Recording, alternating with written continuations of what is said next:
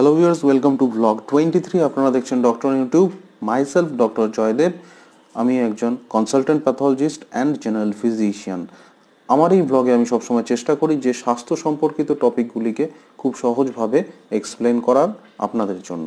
তো আজকের ভিডিওটা খুবই একটি ইন্টারেস্টিং ভিডিও হতে চলেছে, কারণ আজকের ভিডিওতে আমরা যে বিষয়ে আলোচনা করব বিষয়টি হলো বায়োপসি, অর্থাৎ বায়োপসি টেস্ট কি, কেন করা হয় এবং বায়োপসি টেস্টের মাধ্যমে কি কি ইনফরমেশন পাওয়া যায় যা আমাদের ট্রিটমেন্টের ক্ষেত্রে হেল্প করে।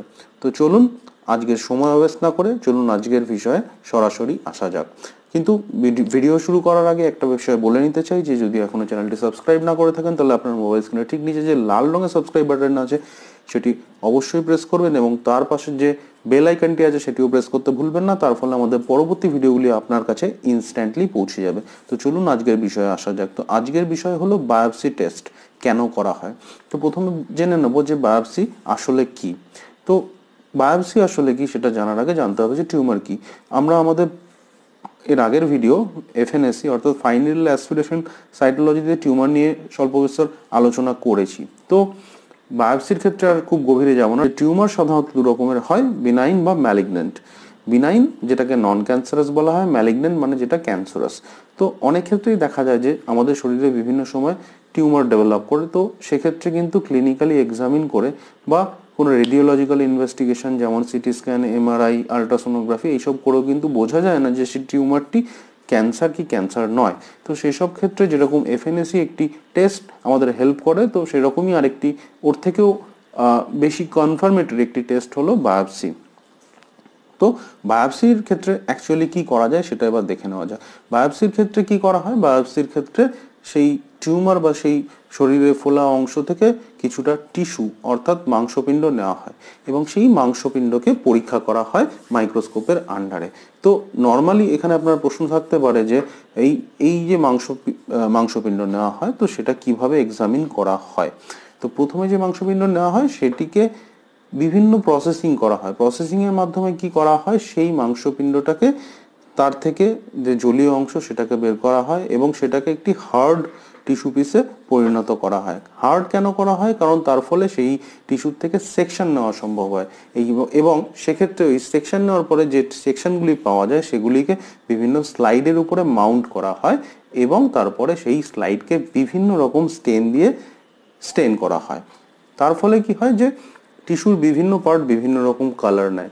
যেমন টিস্যুর নিউক্লিয়াস যেগুলি হয় সেটাকে যদি এইচএনই স্টেন দিয়ে স্টেন করা হয় সেক্ষেত্রে নিউক্লিয়াসগুলো ব্লু কালার নেয় এবং সাইটোপ্লাজম সাধারণত পিঙ্ক বা রেডিশ কালার নেয় এবং বিভিন্ন রকম টিস্যু কম্পোনেন্ট তাদের কেমিক্যাল প্রপার্টি অনুযায়ী বিভিন্ন রকম স্টেন নেয়। এরপরে স্টেনিং হওয়ার পরে সেই স্লাইডগুলিকে কিন্তু মাইক্রোস্কোপের আন্ডারে আমরা দেখি এবং সেখানে কিছু কিছু মরফোলজিক্যাল ফিচার থাকে, সেই মরফোলজিক্যাল ফিচারগুলি আমরা অ্যানালাইজ করি এবং অ্যানালাইজ করে আমরা সেক্ষেত্রে সিদ্ধান্ত নিই যে টিউমারটি ক্যান্সার কি ক্যান্সার নয়। তো এবার আমরা দেখে নেব যে বায়োপসি কত ধরনের হয়। বায়োপসি কিন্তু বিভিন্ন ধরনের হতে পারে, যেমন গাইডেড বায়োপসি হতে পারে। গাইডেড বায়োপসি অর্থাৎ সেক্ষেত্রে বায়োপসি করার সময় কিন্তু কোনো ইমেজিং গাইডেন্স নিতে হয়, অর্থাৎ আলট্রাসোনোগ্রাফি, সিটি স্ক্যান এই ধরনের ইমেজিং গাইডেন্সের মাধ্যমে কিন্তু সেই টিউমার থেকে বা সেই সোয়েলিং থেকে কিন্তু বায়োপসি নেওয়া হয়। তো এবার প্রশ্ন আসতে পারে যে কেন গাইডেন্স নেওয়া হয়। কারণ অনেক ক্ষেত্রে দেখা যায় যে যে টিউমারটি আছে সেই টিউমারটি শরীরের ভিতরে আছে। সাপোজ আমাদের থোরাক্স বা আমাদের চেস্টের ভিতরে থাকতে পারে, আমাদের অ্যাবডোমেনের ভিতরে থাকতে পারে। সেক্ষেত্রে কিন্তু বাইরে থেকে দেখে বোঝা সম্ভব না যে টিউমারটার এক্স্যাক্ট লোকেশন কি। তো সেক্ষেত্রে কিন্তু আমাদের ইমেজিংয়ের হেল্প নিতে হয়। এছাড়াও কি হতে পারে, আমাদের কোনো মাসেলের ভিতরে যদি ডিপে যদি কোনো মাস থাকে সেক্ষেত্রে সেই মাস থেকে প্রপার বায়োপসি নেওয়ার জন্য কিন্তু আমাদের ইমেজিং গাইডেন্স লাগে। তো এটা হলো গাইডেড বায়োপসি। এছাড়া আর কি কি বায়োপসি হতে পারে, পাঞ্চ বায়োপসি হতে পারে। পাঞ্চ বায়োপসি কোন ক্ষেত্রে করা হয়, সাপোজ আমাদের কোনো স্কিনে যদি কোনো লিশন থাকে, স্কিনের যদি কোনো টিউমার থাকে সেক্ষেত্রে কিন্তু সেই লিশন থেকে কিন্তু বায়োপসি নেওয়া যেতে পারে। এই পাঞ্চ বায়োপসি নেওয়ার ক্ষেত্রে একটি সার্কুলার একটি ইনস্ট্রুমেন্ট থাকে, সেটাকে স্কিনের মধ্যে প্রেশার দিয়ে সেই পোর্শন অফ স্কিনকে তুলে নেওয়া হয় এবং সেটাকে আবার প্রসেস করার পরে আমরা কিন্তু আন্ডার মাইক্রোস্কোপ এক্সামিন করে থাকি। এটা হলো পাঞ্চ বায়োপসি। পাঞ্চ বায়োপসি করার আগে সেই জায়গাটি, সেই স্কিনের জায়গাটিকে কিন্তু লোকাল অ্যানাস্থেসিয়া যেমন লিগনোকেন, জাইলোকেন এইসব দিয়ে কিন্তু সেই জায়গাটিকে অবশ করে নেওয়া যেতে পারে। এছাড়া আর কি ধরনের বায়োপসি আছে, এছাড়া আছে এন্ডোস্কোপিক বায়োপসি। এন্ডোস্কোপি ব্যাপারে আপনারা হয়তো অল্প বিস্তর জেনে জানেন। তো এন্ডোস্কোপির ক্ষেত্রে যেরকম যে ক্যামেরা দিয়ে দেখা হয় আমাদের বিভিন্ন শরীরের ভিতরের পোর্শনে, যেমন ধরুন খাদ্যনালীর ক্ষেত্রে, তো যখন সেই ক্যামেরা দিয়ে দেখা হচ্ছে যে খাদ্যনালী কোনো পোর্শনে যে দেখা যাচ্ছে যে সাপোজ কোনো গ্রোথ আছে বা সেখানে কোনো অ্যাবনর্মালিটি আছে, তো সেই ক্ষেত্রে কি করা হয়, ওই ক্যামেরার মাধ্যমেই সেই যে এন্ডোস্কোপ আছে সেই এন্ডোস্কোপ থেকে কিন্তু একটি নিডল দিয়ে সেইখান থেকে টিস্যু তুলে নেওয়া হয় এবং সেই টিস্যুটিকে পরে প্রসেস করে কিন্তু এক্সামিন করা হয়। এটা হলো এন্ডোস্কোপিক বায়োপসি।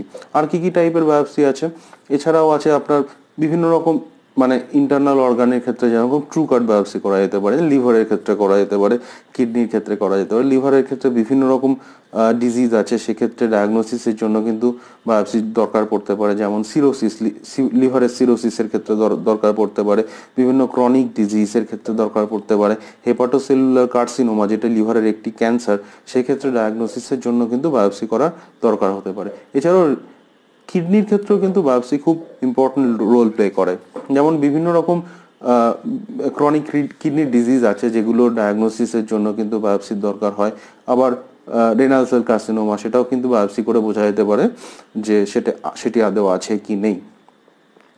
এরপর আমরা চলে আসবো এক্সিশন বায়োপসি। এক্সিশন বায়োপসির ক্ষেত্রে কি করা হয়, সাপোজ শরীরে কোনো ক্ষেত্রে একটি গ্রোথ আছে, যেমন ধরুন ব্রেস্টের কোনো একটি লাম্প আছে, তো সেটাকে এক্সিশন বায়োপসি মানে সেই লাম্পটিকে কেটে সম্পূর্ণ তুলে নেওয়া। তো এই পুরো প্রসিডিউরটাকে বলে এক্সিশন বায়োপসি। তো আমরা এতক্ষণে বিভিন্ন টাইপের বায়োপসি নিয়ে আলোচনা করলাম যে বিভিন্ন টাইপের বায়োপসি কি কি হয়, কিভাবে করা হয়, এবং ওভারঅল মানে বায়োপসির ক্ষেত্রে যে টিস্যুটা, যে মাংসের টুকরোটা নেওয়া হয় সেটা কিভাবে প্রসেস করা হয়।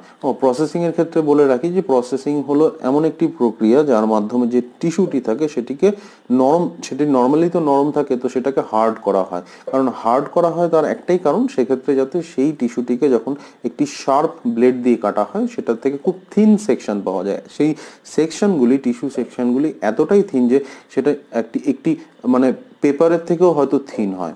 কারণ সেটি যদি থিন না হয় তাহলে সেই টিস্যুটিকে কিন্তু আন্ডার মাইক্রোস্কোপ দেখা যাবে না। তো সেই জন্য সেক্ষেত্রে টিস্যুটিকে প্রসেস করা হয়। তো এর জন্য কিন্তু মোটামুটি 2 থেকে 5 দিন টাইম লেগে যায় বায়োপসি রিপোর্টিং এর জন্য। বায়োপসির ব্যাপারে আর কি কি বিষয় আমাদের জানা জরুরি, যেমন একটি বায়োপসি নেওয়ার পরে মোটামুটি 2 থেকে 5 দিন টাইম লাগে এবং তার থেকে বেশিও লাগতে পারে যদি সেক্ষেত্রে কোনো ডিফিকাল্ট কেস থাকে বা কোনো কমপ্লিকেটেড কেস থাকে, সেক্ষেত্রে কিন্তু এর থেকে বেশি টাইমও লাগতে পারে। বায়োপসির ক্ষেত্রে কি কোনো ভয় আছে? সাধারণত কিন্তু বায়োপসির ক্ষেত্রে খুব একটা ভয় থাকে না, তবে যেটা ওভারঅল যেটা দেখা যায় যে সেক্ষেত্রে ইনফেকশন হওয়ার চান্স থাকতে পারে, সেখানে সোয়েলিং হতে পারে, পেন হতে পারে, এবং খুব রেয়ার ক্ষেত্রে কিন্তু বড় কিছু হতে পারে। ওভারঅল কিন্তু বায়োপসির ক্ষেত্রে সেরকম খুব বেশি ভয় পাওয়ার কিছু নেই, যদি না সেটা কোনো ইন্টারনাল অর্গানের বায়োপসি হয়। তো আজকের ভিডিওতে আমরা দেখলাম যে বায়োপসি কি, বায়োপসি কখন করা হয়, বায়োপসির ক্ষেত্রে অ্যাকচুয়ালি আমরা কি করে থাকি। তো এবার যে বিষয় আসবো সেটি সব থেকে গুরুত্বপূর্ণ বিষয়, যে বায়োপসির মাধ্যমে আমরা কি ইনফরমেশন পাই। বায়োপসির মাধ্যমে আমরা সব থেকে ইম্পর্টেন্ট যে ইনফরমেশনটা পাই, যে সোয়েলিং বা টিউমারটা আমরা দেখতে পাচ্ছি সেটা আদৌ ক্যান্সার কি নন ক্যান্সারাস, অর্থাৎ সেই টিউমারটি ভালো না খারাপ। এবং যদি সেটা একটি ক্যান্সার হয় তো সেক্ষেত্রে কিন্তু বায়োপসির মাধ্যমে বলা সম্ভব যে সেই ক্যান্সারটি স্টেজিং কিরকম আছে বা গ্রেডিং কিরকম আছে, সে সম্পর্কে কিন্তু একটা আইডিয়া পাওয়া যায়। অর্থাৎ ক্যান্সারটি দেহে কতটা বিস্তার করেছে। তো বায়োপসির মাধ্যমে আমরা প্রথমত জানতে পারি যে টিউমার বা সোয়েলিংটা এক্সাম করা হচ্ছে সেটি ক্যান্সার না নন ক্যান্সার। যদি সেটা ক্যান্সার হয় তাহলে তার স্টেজিং গ্রেডিং সম্পর্কে একটা আইডিয়া পাওয়া যায়, এবং যদি সেটা নন ক্যান্সারাসও হয় তো সেটার কারণ সম্পর্কে, মানে সেটা কোনো ইনফেকশনের জন্য হচ্ছে না, কোনো রিঅ্যাক্টিভ প্রসেসে হচ্ছে বা অন্য কোনো কারণে হচ্ছে, কিন্তু সেই ব্যাপারেও আমরা একটা আইডিয়া পেয়ে থাকি। আজকের ব্লগে এটুকুই থাক। আমাদের পরবর্তী ব্লগগুলিতে আমরা অন্য কোনো বিষয়ে আলোচনা করব। যদি আপনাদের বায়োপসি সম্পর্কিত বা অন্যান্য কোনো স্বাস্থ্য রিলেটেড কোনো টপিকে আপনার কোনো জানার কিছু বিষয় থাকে, তো আপনি বিষয়টি নিচে কমেন্ট সেকশনে অবশ্যই পোস্ট করবেন। আমরা চেষ্টা করব আমাদের পরবর্তী ব্লগগুলিতে আপনার টপিক নিয়ে আলোচনা করার। Till then, stay fit, be healthy. Thank you.